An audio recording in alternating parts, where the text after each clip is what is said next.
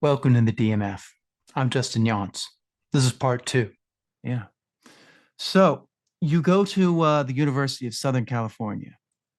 Yeah, What was it about? So I gather that California was kind of the escape it from would. Syracuse. It absolutely was. It was. I was so excited to come. It's where I wanted to go. I had gotten into Cornell and Yeah. other East Coast places, and it's just like going to go where all the movies are being made, and also just to get away from the East Coast, get away from the weather, the conservative kind of limited thinking Yeah. aspect of it that was there that I was very sensitive to from a young age. Did you think about New York at all? Yeah, City? and NYU was another consideration. But again, between the two, I was like, definitely want Yeah. to go to USC. Want to go to Los Angeles. Hold on. And I still have that Eraserhead. feeling, the golden sunshine, the bright golden sunshine that's out Yeah. here. There's a particular quality to it. And I still to this day look at that and get excited. I'm like, ooh, I'm in a magical, exotic land with palm trees. Like I'm still that boy that is stuck in the snow and the gray and Yeah. sees something new. And so, I, which is I great to gathered a keep lot that of in. that, like that you were probably inspired by David Lynch, you know, Oh, with a lot of his he is just he might be the greatest living filmmaker, I would say, at this so moment. great. I Oh my God. I I mean, for just him to come back and do Twin Peaks: The Return, and it's just like a whole long film. I love it. So 18 good. hours written and directed and all sound design done by David Lynch. Just what a I treat didn't that know he did the was. sound design. Yeah. Sound Really? design is Yeah. very important in his films, Yeah. as you know. Yeah. Oh, Eraserhead. When I first saw Eraserhead, masterpiece. I remember leaving the theater and being like just attuned to all the different sounds. Oh, yes, yes. I think that's the box, yeah, up there on top of the shelf. That's the Eraserhead uh, box that Let me see. David Lynch himself like packaged and mailed to people because he still owns that film. There's no studio that owns it. So when you order it from David Lynch, you're Yeah. getting David Lynch's own personal. He designed that box and the way it's inside. And anyway, Really? Yeah. um, but yeah, Yeah. that No. one of Did my all-time favorite films, Eraserhead. Have you seen Oz Lynch, the doc that they did on him? Right. I think I've seen bits and pieces. There's so many different things, and I try to track it all down, but I don't know if I've been thorough with the It's so documentaries. good. I think it's the best explanation for how David Lynch works. Like if you wanted to show somebody that knows nothing about David Lynch, I would show them that documentary, and then they would kind of understand, I think, his filmmaking style. There's Hmm. one day like rain, I was like, I got a lot of Lynchian vibes in there, where it's like, we're kind of entering something that I feel like with a lot of Lynch films, we're starting the scene almost like in the middle. Like we've Hmm. missed something, and now here we are. Like in Mulholland Drive, they're having the conversation with the two guys right before he shoots the woman or whatever, and chloroforms her or whatever. It's like they're talking about this book, and it seems so out of place. It never comes back again. But it's like this, but it's great. The scene works, but it's like we're just It's startling, it does. yeah, You're right. In fact, I think it's yeah, because we're so accustomed to very conventional storytelling that follows all of yeah, these rules and tropes without us even realizing it. I mean, it's there, and every scene has to have the setup and the this and the that and the page 10 and and all these things and it's a big artificial construct. And I'm getting more, even to this day, I feel like I get more and more sensitive to it. And it's not yeah, always bad, but unless it's really done incredibly well, I just feel like this is entertaining, this is good, but it's a movie. I feel the moviness of it. It's not yeah, like it's not like something that just dives into the wispy unconscious and just is a direct yeah, transmission right from the subconscious, like a Fellini film or David Lynch, or yeah, something that really does feel like honest, authentic reality, like certain Robert Altman films, like Three Women, or Yeah. films like that, where it's like, oh, what a relief. None of that following all the rules and Yeah. making it very fake and movie-ish, and it's like, Yeah. oh, it just feels so relieving to see something authentic and honest. John Yeah. Cassavetes films are like that, things like that. Yeah. Well, that's we're gonna get we're gonna get to that in a minute. I want to talk about One Day Like Rain, because I'll be honest with you. For me, it was almost like a meditative experience watching it. Oh, Like wow. I just got into that zone. There was just something so relaxing about it and just so like captivating. And I love the space that you brought into it.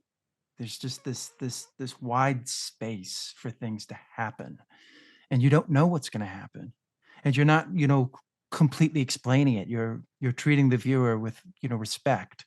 If you're paying attention, you can understand what is kind of going on.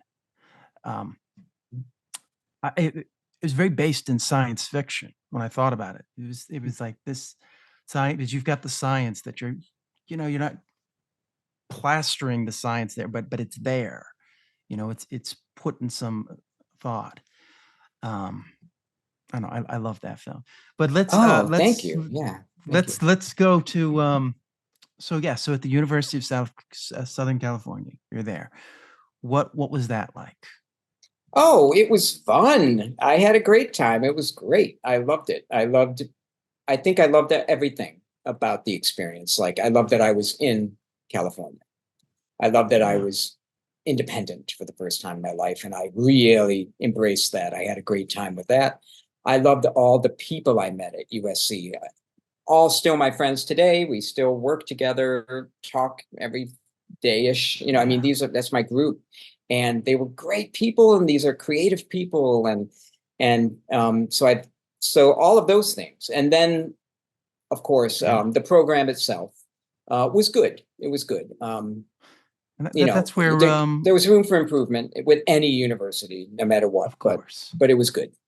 there's no perfect university. Right. It's what you're going to make of it. What you do. But yeah, USC, that's where Spielberg went, right?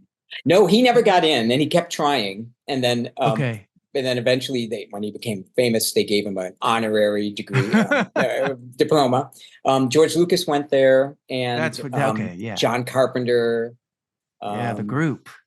And you think of all yeah, those famous filmmakers that just really experimented in the 70s and the 80s with things that were different. We yes. really need that now. Oh, I I agree. I feel agree. And we you really see it. need that You see it here and there. I'm always sporadically. impressed when a filmmaker manages to push something through, even if I think they didn't quite succeed at it. Doesn't matter. If Yeah, they pushed it through and it's interesting and different, I'm like, and they're experimenting a little bit yeah, with the language of cinema in general.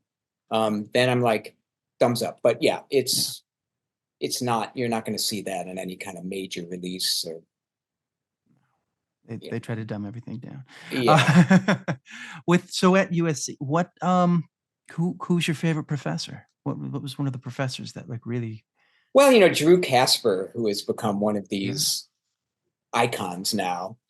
He was a yeah, lot of fun. He was fun. He had a great personality. I'll never forget when he showed, when I was around 16 in high school, I went through a little Judy Garland obsession phase. yeah. Because I gave up on television. I absolutely despised it. And remember, television Well, was different then. yeah. It was Television was hard back in the crap. back in the 80s. That was very, yeah. It really is it till David Lynch comes along and Yeah, really. Can Twin you Peaks. imagine tuning into television and watching that and like knowing nothing else other than what it was done? It was like it was Cheers. It was it I was was there. and then And when seeing Twin Peaks that, came out, it was a revelation. It was a mind-blowing uh, revelation. It gave me hope for humanity. like to be when I watched that pilot, I'm just like, how did they get this on the air? I mean, today I don't even know if they could. Today they would be like, it's boring. Why isn't anything Yeah, happening? And like he yeah. got that on, and it like and everybody just paid attention to it, and it blew up. It proved that there were an enormous number of like artistically sensitive and attuned people Yeah, that were craving something don't speak down to Yeah. us. We Well, show us 10 something years later, interesting. you get the Sopranos. So it Yeah, shows great show. there was the people were ready for it, I think, sooner, but it took somebody like, I mean, that's what HBO kind of built themselves on, is being we're going to tell really good stories. Yeah. And then you had networks try, I mean, they do their best, but I mean, how it's hard to get into a story when you have to cut to, every 15 minutes to, commercial. It it Hey, it, let me it say a soap. like it hurt my soul. It just hurt it. Yeah. I just could not stand it. I was like, I am done. I was around 15-ish. Yeah. And I was like, I'm done with TV. That's it. And I literally did not watch a second of it since. Yeah. Even to this day, I haven't watched it. If I see a show, I'll get the Sopranos Yeah. DVDs and I'll watch all of them. And The Wire, I'll get this box set. But so the thing is that I gave him on TV. I was obsessed with Judy Garland because the reason is I went to the libraries, the local library, and I'm like, okay, I'm going to get all these classic films, Yeah. and the foreign Yeah. section was like 5 movies, and I was craving that. I was like, ooh, I really hear French cinema is good, and I always hear about Fellini, and I'm Italian, I hear about Fellini. I can't wait to see his stuff, but they had almost nothing. But what they did have was classic Hollywood stuff from the 30s, 40s, 50s, Yeah. 60s, So I just started, and then as soon as I discovered Judy Garland, I was like, oh, she is so talented. And I got every musical that I could possibly find. And Drew Casper showed Meet Me in St. Louis, which I had already seen when I was in high school renting VHSs. Yeah. And I remember loving it. And then he just took it to another level. Because I was so young at the time, 18, 17, actually, when I was at USC. And it was, he just showed how it was a groundbreaking landmark in visual style, that no one had done what Vincent Minnelli was doing before that. No one tried to control everything to such a degree, from the camera movements to the timing of what the actors say at the table scene. And it really makes me think of Stanley Kubrick. I know it's a weird comparison, but when I watch Meet Me in St. Louis, I'm like, this is the first beginnings of what Stanley Kubrick later did, by really controlling the rhythm and melody of everything, right down to what the actors say. And the cast of Meet Me in St. Louis were very frustrated with Minnelli, and they would just say, like, what are we doing? Why are we doing a million takes? And why does the timing have to be right? And he got a lot of for this. And then when it came out, it was a gigantic success, and everyone's like, oh, this is the new filmmaking. And so people go, Citizen Kane, and I love Citizen Kane. Citizen Kane, with the colors and everything, and just I his really use of feel Meet Me in St. playing with Louis time. needs to be recognized as, Yeah. it's up there with it. It really is. Yeah, no, I agree. I agree. Please like, share, and subscribe. Thank you for watching.